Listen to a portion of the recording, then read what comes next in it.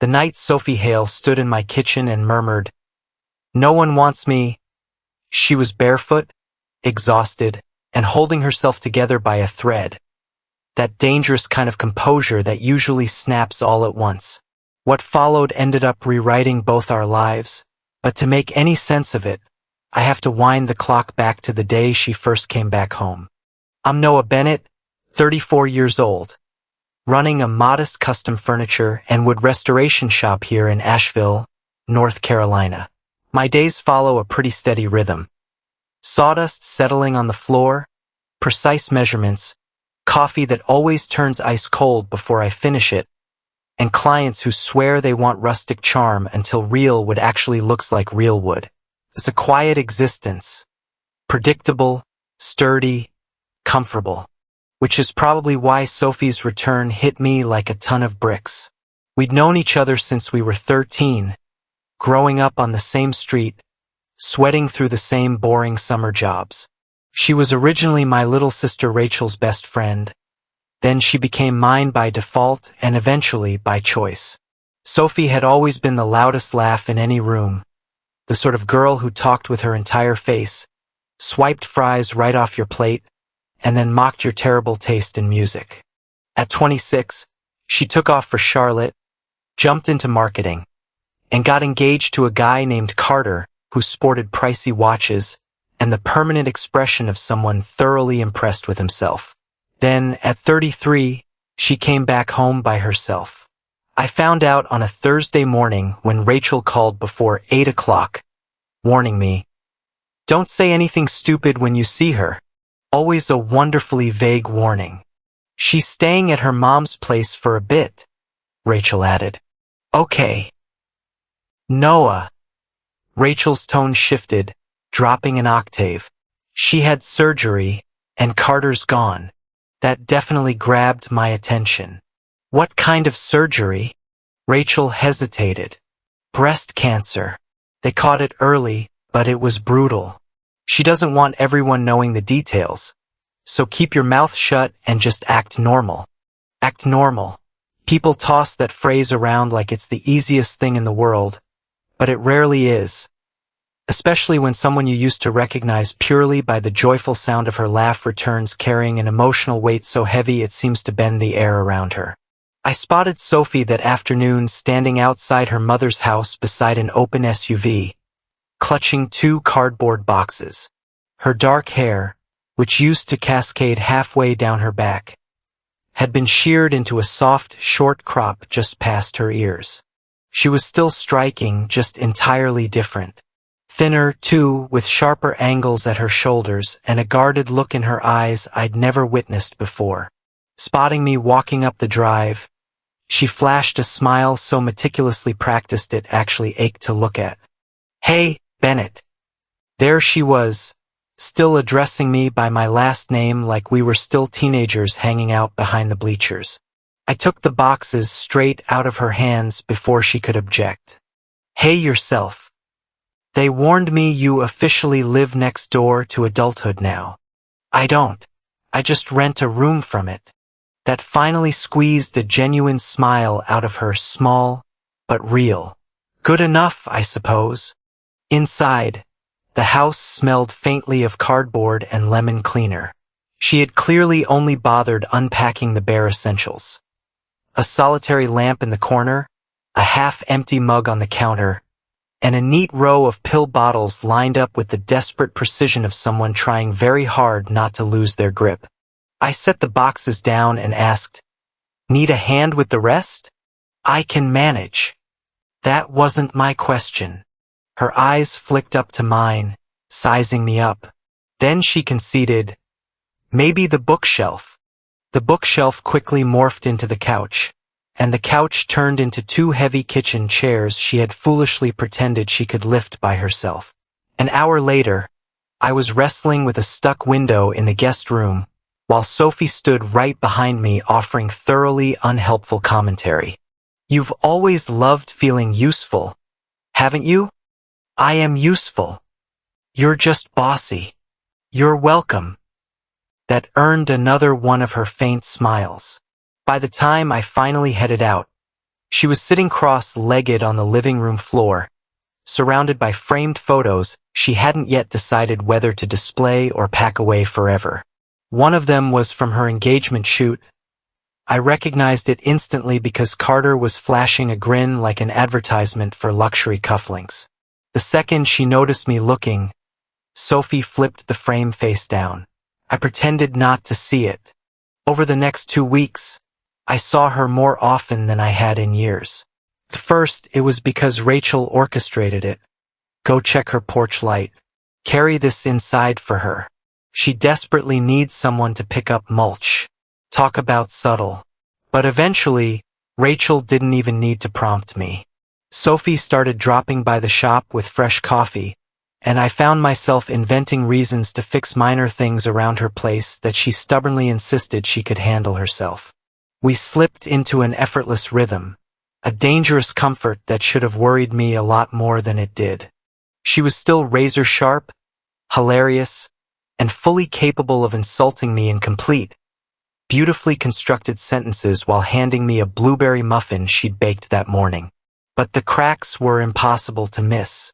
She visibly flinched whenever well-meaning neighbors dropped casual questions like, "So, how long are you in town for?" She wore loose, oversized tops even when the afternoon sun was blazing. She never changed clothes near uncurtained windows.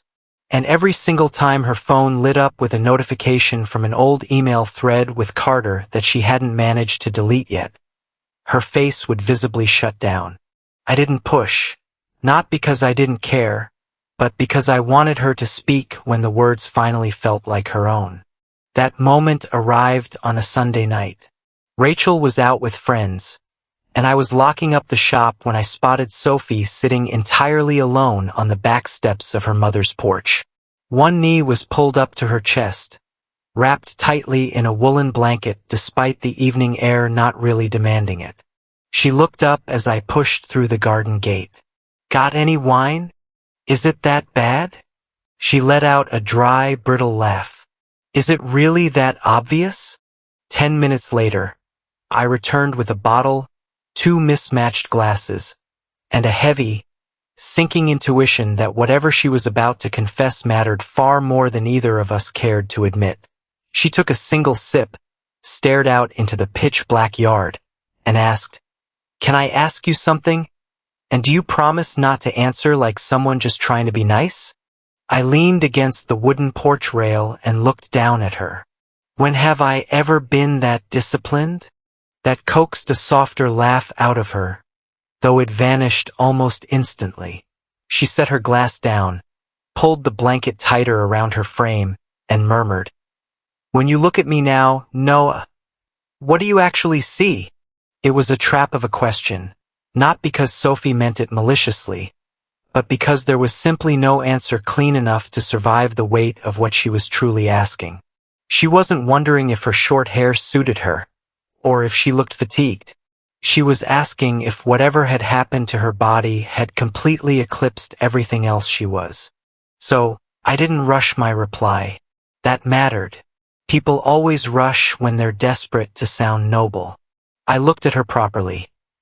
Bare feet tucked beneath the blanket, the porch light catching the edges of her cropped hair. One hand clenched around a wine glass she wasn't really drinking, eyes fixed on me as if bracing for a kindness that would sting worse than raw honesty. "I see, Sophie," I said simply. Her jaw tightened. "That's not an answer." "It is." "No."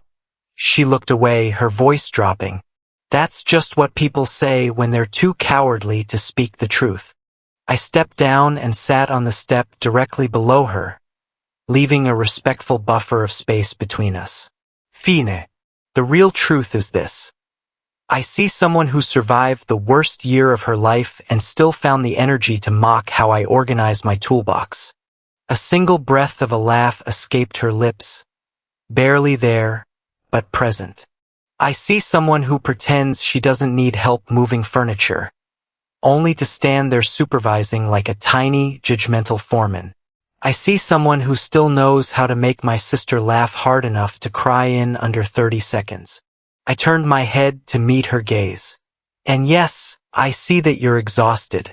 Yes, I see that something hurt you deeply. But I don't look at you and see damage first.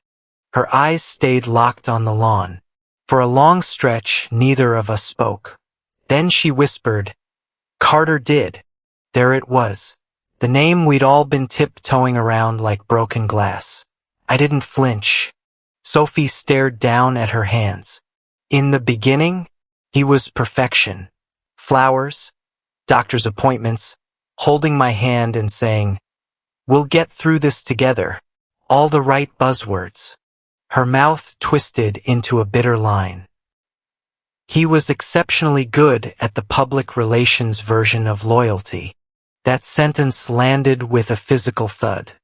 And then it got real. Her voice stayed frighteningly level, which somehow made the pain entirely palpable. Recovery isn't pretty.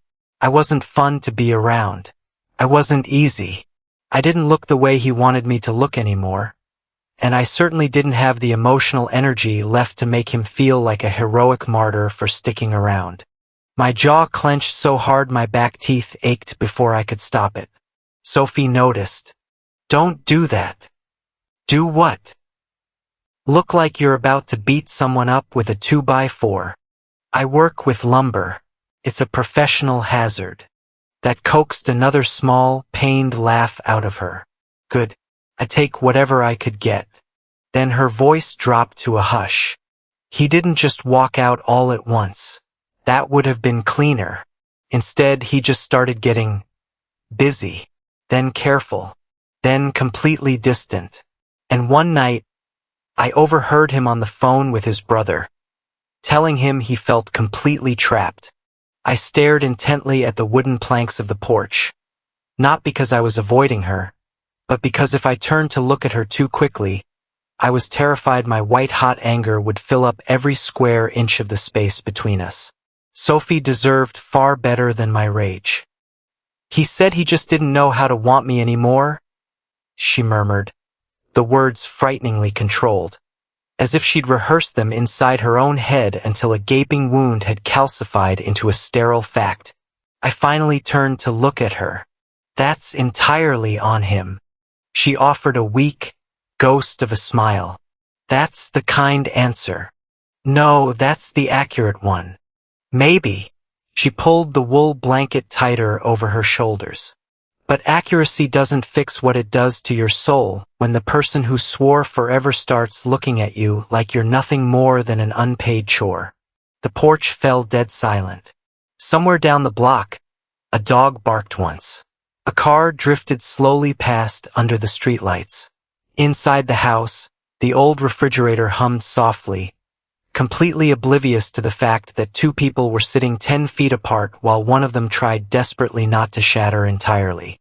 100 things rushed through my mind to say that he was pathetic, that she deserved the world, that none of this stripped away an ounce of who she was. All absolute truths, none of them nearly enough. So instead I said, "Sophie, I am not Carter." She looked at me then, really looked at me. "I know," she whispered. "That's the problem." The air shifted instantly, not necessarily in a romantic way, but in a far more dangerous, fragile one. Because there was something lingering in her expression now that wasn't just raw agony. It was the sheer terror of wanting comfort from the wrong person, or worse, the terrifying suspicion that it might not be wrong at all. I stood up before I could overthink it. "Come on." She frowned, looking up. "Where?" "My kitchen." "Why?" "Because you're freezing, you haven't eaten a decent meal, and porch confessions are absolute murder on your circulation. That has got to be the least poetic rescue attempt in human history." "Good. I like to keep expectations comfortably low." She rolled her eyes, but she stood up. 10 minutes later, she was perched on my kitchen island wrapped tightly in that same blanket, while I stood over the stove making grilled cheese like it was an emergency medical procedure.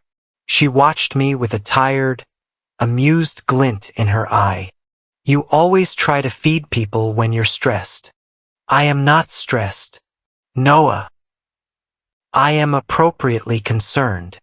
That sounds suspiciously like furniture store legal jargon. I slid the plate across the counter toward her. Eat. She took one bite, closed her eyes for a fraction of a second, and muttered, I genuinely hate how good this is.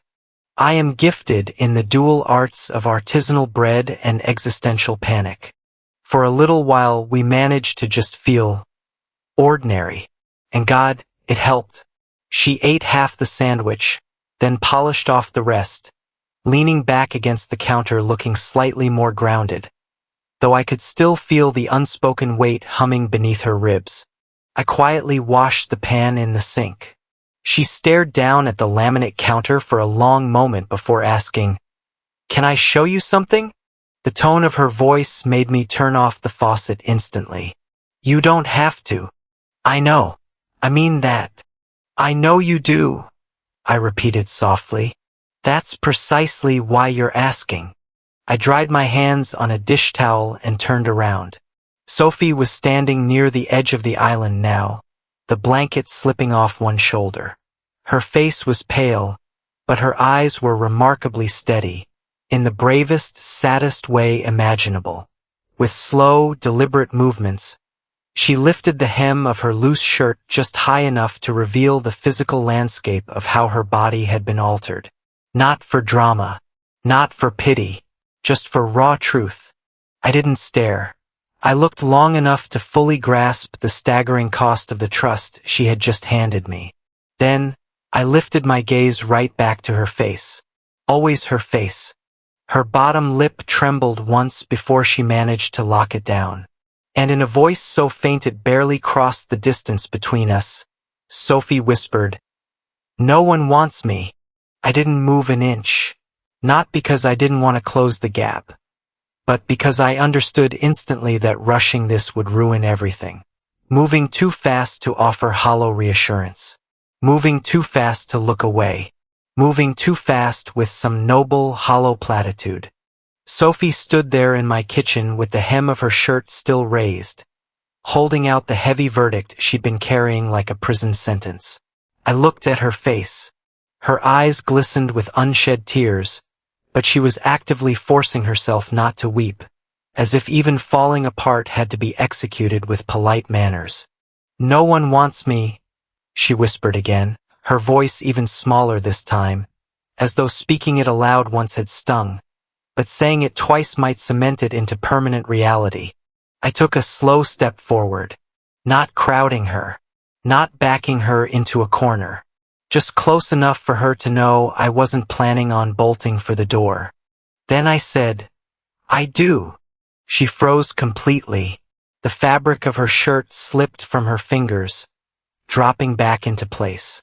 For a breathless second, neither of us inhaled. Sophie stared at me as if I had just spoken in a forgotten dialect she was terrified to comprehend. Noah. I do, I repeated, my voice dropping an octave, steady and absolute. And I need you to hear me clearly, not because I pity you, not because I'm trying to play the white knight rescuing you from some cruel remark Carter left behind. I held her gaze entirely. I want you. The real you, the exhausted you, the furious you, the woman who stands over my grilled cheese technique like a municipal health inspector, the woman who came back broken and bruised, yet somehow still walks into a room like she owns it. Her face crumbled around the edges. Not entirely, just enough for me to know my words had finally breached her armor. You don't have to say that, she choked out. I know. No, I mean it. You don't have to force yourself to fix this. I'm not trying to fix anything. I took one more measured step closer, still honoring her space. I'm simply telling you the absolute truth. She shook her head once, a gesture fueled by sudden, defensive frustration. Not at me, but at the sheer danger of hope. At how terrifying it is to want to believe in kindness after someone has meticulously trained you to distrust it. You haven't even seen all of it, she protested. I don't need a medical inventory to know exactly who I'm talking to. That statement stopped her dead in her tracks. I softened my tone further. Sophie, your body went through an absolute war. That doesn't make it a warning label. It doesn't make you any less desirable. It doesn't make you any less of a woman. And it sure as hell doesn't give a coward like Carter the right to become the inner voice you use to measure your own worth. She looked away, a stray tear finally breaking free. She wiped it away angrily with the back of her hand, almost irritated at her own betraying emotion. I hate that I still hear his voice in my head, she whispered. I know. I hate that I can feel completely fine for hours, and then a single mirror, a wrong shirt, or a stupid memory hits me, and suddenly I'm right back there, back to watching his face twist in disgust. Her voice cracked wide open. That shattered something inside me. Not violently, just enough to clear away any remaining hesitation. I reached out, turning my palm upward, offering her an open hand. Complete choice, complete autonomy. She looked down at my hand. Then, after a long, agonizing heartbeat, she slid her cold fingers into mine. I wrapped both of my hands around hers, holding her gently. Then let's build a brand new memory, I said. Her eyes snapped back up to mine. What? Not erasing the past. Not tonight. Just this. I gave her hand a reassuring squeeze.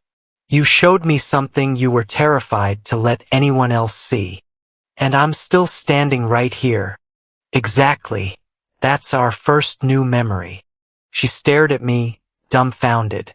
Then, a tiny, fractured laugh escaped her lips, instantly dissolving into a sudden, shuddering sob before she could clamp her mouth shut. I didn't yank her into my arms right away. I waited.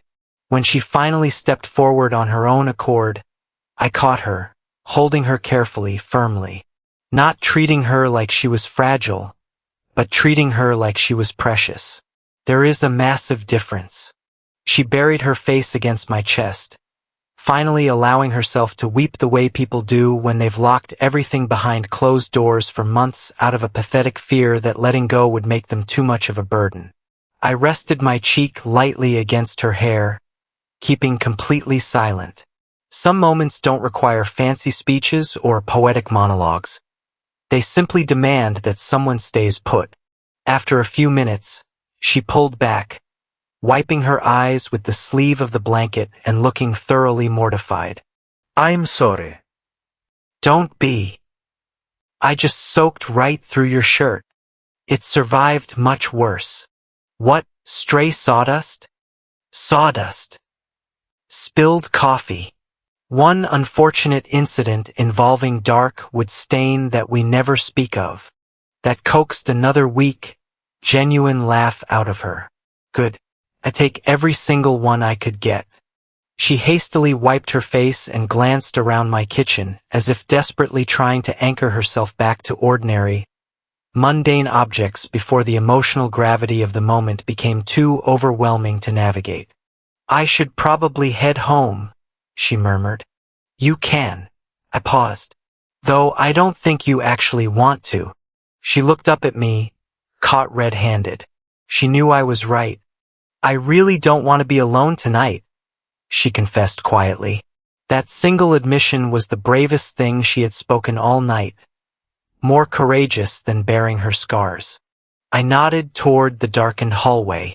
The guest room is already made up for you. Her eyes searched mine intently. You're not going to make this weird, are you? I make absolutely zero guarantees regarding my breakfast-making abilities. Emotionally, no, I won't.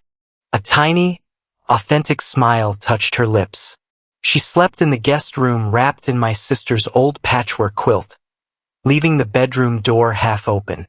I stayed out on the couch far longer than necessary that night, listening to the old house settle and marveling at the strange, Beautiful reality that a woman had trusted me enough to walk right into the exact emotional scar tissue someone else had inflicted.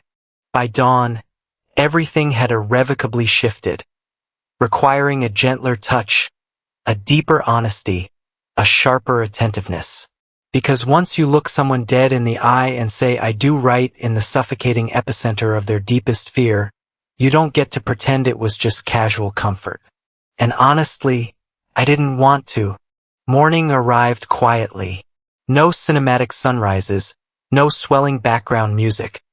Just pale, slanted light filtering through the blinds, the rich aroma of brewing coffee, and Sophie standing in my hallway wearing one of my oversized cotton sweatshirts over her pajama shorts, looking remarkably like someone who had slept better than she deserved and worse than she needed. I stood by the stove, trying very hard not to incinerate the eggs. She leaned casually against the doorframe, watching me. You cook like you're aggressively negotiating with a hostile frying pan. I'm winning the negotiation. You are definitely not. That was the first genuinely good sign. Not the eggs, those were still legally questionable. It was her voice. A little raspy, a little fatigued, but entirely, authentically hers again. She sat at the kitchen island while I slid a plate in front of her. For a little while, we circled back into safe, familiar territory. Coffee, toast, my disastrous cooking, her mother's erratic porch light, and Rachel's ongoing habit of sending 3 text messages where a single sentence would suffice. Then Sophie abruptly set her fork down. I remember every single word. I flicked off the burner. Okay. She stared at me hard. Is that really all you're going to say? That depends entirely on what you need me to say back. Her mouth twitched into a hesitant smile, but it faded fast. I need to know if you actually meant it. I didn't play dumb or pretend I didn't understand. Yes. The part where you said you wanted me? Yes. The part where you swore it wasn't out of pity? Yes. The part where you told me I'm still fully a woman? I walked slowly around the counter, stopped right beside her stool, and waited until she lifted her chin to look me in the eye. Especially that part. Her eyes welled up again, but this time, there was no shame shadowing them. That felt like monumental progress. I'm terrified, she whispered. I know. Noah, I am genuinely scared to death, because what if I let myself believe you, and then one day you look at me and change your mind? I can't promise you I'll never make a mistake, I said gently, crouching down so we were at eye level. What I can promise is that I'll never lie to you just to make myself look noble. I want to know you. I want to build something real with you. And I am certainly not asking you to turn back into some old, pre-cancer version of yourself for that to be true. She closed her eyes tightly for a beat. When she opened them, the hard edges inside her expression had melted away, not completely healed. Healing moves at its own stubborn, glacial pace, but undeniably softened. Can we just go slow? She asked. I smiled. Sophie, I run a custom furniture shop. Slowness is basically my entire brand identity. That finally coaxed out a full, ringing laugh, the exact one I remembered from years ago, the kind that instantly made the entire kitchen feel warmer. So we took it slow. For the first week, nothing officially changed, yet somehow everything did. She dropped by the shop to harass me about my coffee intake. I walked her safely home under the starlight. We talked with a brutal, refreshing honesty we'd never managed as kids, paired with a lack of pretense we'd lost somewhere along the way to adulthood. 2 weeks later, I took her out on a proper, official date. Not because we needed any manufactured ceremony, but simply because she deserved to be desired out in the open daylight. I picked her up at 7, armed with flowers because Rachel had threatened bodily harm if I showed up empty-handed, and drove her to a tucked-away Italian place 50 miles out of town where nobody knew our history and nobody looked at her like she was a walking medical chart. They just saw Sophie, which was the whole point. After dinner, we walked hand in hand along the riverbank. She stayed quiet for a long stretch, then impulsively slid her fingers deeper into mine as if making a conscious decision out loud. "I kept waiting to feel broken the entire evening," she admitted softly. "And—" She looked up at me through the dim light. "Mostly, I just felt nervous. Because I realized I like you way too much." That single sentence completely unraveled me far more than any polished romantic confession ever could have. I stopped walking. She halted right beside me. For once, neither of us tried to mask the tension with a joke. I reached out, cupped her cheek, waited for her subtle nod of permission, and kissed her. Softly, intentionally, not trying to prove a point about desire, and certainly not trying to erase her past. Just acting as if I had finally been granted the high privilege of meeting her right here in the present, determined to do it justice. When we finally broke apart, she was crying again, but her face was split wide with a radiant smile. "That felt completely different," she whispered. "A good different?" She nodded vigorously. "A brand new memory different." That quickly became our internal shorthand, new memory. The first time she bravely wore a fitted dress again, not because she felt obligated to prove anything to the world, but because she simply wanted to. The first time she let me snap a photograph of her throwing her head back in laughter right in the sawdust-coated doorway of the shop. The first morning she woke up tangled in my sheets, shamelessly stole my favorite gray sweatshirt, and declared, "I'm keeping this, both emotionally and legally." 6 months down the road, Carter tried calling her phone. She stared at the glowing screen, watched it ring once, and silently handed the phone over to me. Not because she needed me to answer for her, but because she simply didn't care to hear his voice anymore. Then she calmly reached out, declined the call herself, and blocked the number. Tossing the phone onto the counter, she murmured, "I think I just officially chose my own voice over his." I kissed the top of her head. About time. A year later, we packed up and moved into a charming little house featuring a slightly crooked front porch and a kitchen she swore had deeply redeemable, positive energy. I spent my weekends building her a custom reading bench tucked right beneath the front window.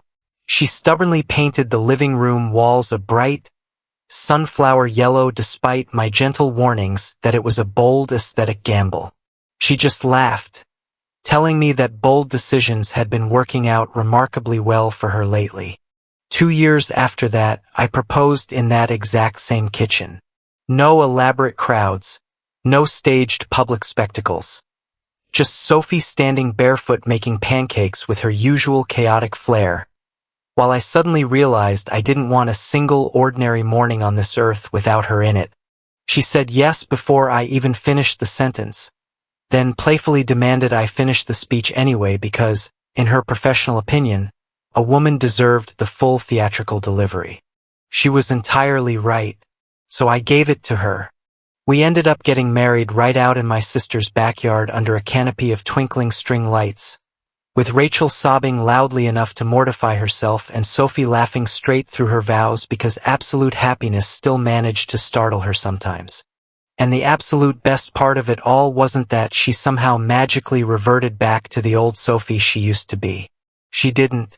She evolved into someone much deeper, funnier and quieter, subtler ways, infinitely softer with herself, fiercely protective of small joys, and entirely unbroken. A woman who had undoubtedly been deeply scarred, yes, but never ever diminished. Years later, whenever people casually ask when I finally knew I was in love with her, my mind never drifts to the wedding ceremony, or that first hesitant kiss by the river, or even our first real date. Instead, I think back to my quiet kitchen. I think of her standing there under the harsh fluorescent light, terrified of rejection, holding up a mirror to her own vulnerability and whispering, "No one wants me." And I think of the exact second I stepped across the invisible line and spoke the truth. Because that, right there in the quiet sawdust and lemon cleaner, is where our real life finally began.